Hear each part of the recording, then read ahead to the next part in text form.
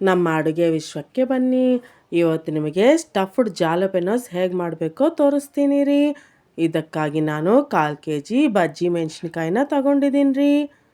ಜಾರಲ್ಲಿ 1 ಕಪ್ಪು ಹುರ್ಗಡ್ಲೆ ಹಾಕ್ಕೊಳ್ಳಿ, 4 ಬೆಳ್ಳುಳ್ಳಿ ಹಾಕ್ಕೊಳ್ಳಿ, 1 ಸ್ಪೂನ್ ಜೀರಿಗೆ ಹಾಕ್ಕೊಳ್ಳಿ.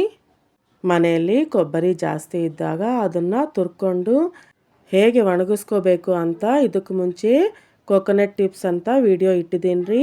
ಅದನ್ನು ಒಂದು ಸಲ ಚೆಕ್ ಮಾಡ್ಕೊಳ್ಳಿ. ಈ ಥರ ಮಾಡಿಕೊಂಡ್ರೆ 15 ದಿವಸ ಆದರೂ ಕೊಬ್ಬರಿ ಕೆಡಲ್ಲ ರೀ.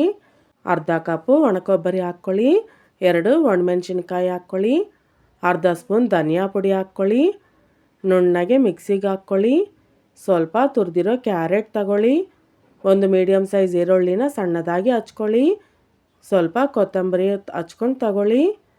ಇದರಲ್ಲಿ ನಾವು ಮಿಕ್ಸಿಗೆ ಹಾಕ್ಕೊಂಡಿರೋ ಪುಡಿ ಎಲ್ಲ ಹಾಕ್ಕೊಂಡು ಚೆನ್ನಾಗಿ ಕಲಿಸ್ಕೊಳ್ಳಿ. ರುಚಿಗೆ ತಕ್ಕಷ್ಟು ಉಪ್ಪು ಹಾಕ್ಕೊಳ್ಳಿ. ಎಲ್ಲ ಚೆನ್ನಾಗಿ ಕಲಿಸ್ಕೊಳ್ಳಿ. ನೋಡಿ ಈ ಥರ ಬಜ್ಜಿ ಮೆಣಸಿನ್ಕಾಯಿನ ಒಂದು ಕಡೆ ಮಾತ್ರ ಹಚ್ಕೊಳ್ಳಿ, ಇನ್ನೊಂದು ಕಡೆ ಕಟ್ಟಾಗಬಾರ್ದು ರೀ. ಈ ಥರ ಇದರಲ್ಲಿ ಬೀಜ ಎಲ್ಲ ತೆಗೆದು ಬಿಡ್ತಾ ಇದ್ದೀನಿ ರೀ. ನಿಮಗಿನ್ನೂ ಖಾರ ಬೇಕು ಅಂದರೆ ಬೀಜನ ಹಂಗೆ ಇಟ್ಬಿಡಿ. ನಾವು ಮಾಡ್ಕೊಂಡಿರೋ ಪುಡಿನ ಇದರಲ್ಲಿ ಸ್ಟಫ್ ಮಾಡ್ಕೊಳ್ಳಿ.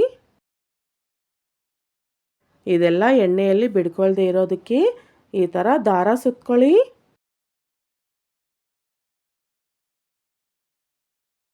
ನೋಡಿ ಈ ಥರ ಸುತ್ಕೊಂಡ್ರೆ ಎಣ್ಣೆಯಲ್ಲಿ ಬಿಟ್ಕೊಳ್ಳಲ್ಲ ರೀ. ಎಲ್ಲ ಈ ಥರ ರೆಡಿ ಮಾಡ್ಕೊಳ್ಳಿ. ಬಾಣಲಿಯಲ್ಲಿ ಎಣ್ಣೆ ಹಾಕ್ಕೊಳ್ಳಿ. ಎಣ್ಣೆ ಚೆನ್ನಾಗಿ ಕಾದ ನಂತರ ಒಂದೊಂದೇ ಮೆಣಸಿನ್ಕಾಯಿನ ಇಟ್ಕೊಂಡು ಚೆನ್ನಾಗಿ ಕರೀರಿ. ಈ ಥರ ತಿರುಗಿಸ್ಕೊಳ್ತಾ ಚೆನ್ನಾಗಿ ಕರೀರಿ. ನೋಡಿ ಇದಕ್ಕೆ ದಾರನೂ ಈಸಿಯಾಗಿ ಬಂದ್ಬಿಡುತ್ತೆ ರೀ. ನೋಡಿ ಎಷ್ಟು ಈಸಿಯಾಗಿ ದಾರ ಬಂದ್ಬಿಡ್ತು ಅಲ್ವಾ? ಅಷ್ಟೇ, ಎಷ್ಟೋ ಈಸಿಯಾಗಿ ಸ್ಟಫ್ಡ್ ಜಾಲಪೆನೋಸ್ ರೆಡಿ ಆಯಿತು ರೀ. ಇದು ಅನ್ನ ಚಪಾತಿ ಏನಕ್ಕಾದರೂ ತುಂಬ ಚೆನ್ನಾಗಿರುತ್ತೆ ರೀ. ನೀವು ಒಂದ್ಸಲ ಟ್ರೈ ಮಾಡಿ. ಈ ಮಿಕ್ಕಿರೋ ಪುಡಿನ ಬಿಸಾಕಬೇಡಿ.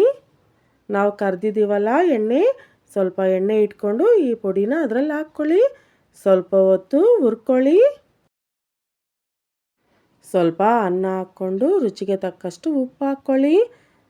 ಎಲ್ಲ ಚೆನ್ನಾಗಿ ಕಲಿಸ್ಕೊಳ್ಳಿ. ಇದು ತುಂಬ ಚೆನ್ನಾಗಿರುತ್ತೆ ರೀ. ನೀವು ಒಂದ್ಸಲ ಟ್ರೈ ಮಾಡಿ. ಇಷ್ಟ ಆದರೆ ನಮ್ಮ ಅಡುಗೆ ಚಾನಲ್ನ ಸಬ್ಸ್ಕ್ರೈಬ್ ಮಾಡ್ಕೊಳ್ಳಿ ಮತ್ತು ಹೊಸ ರುಚಿಗಳನ್ನು ಅನುಭವಿಸಿ.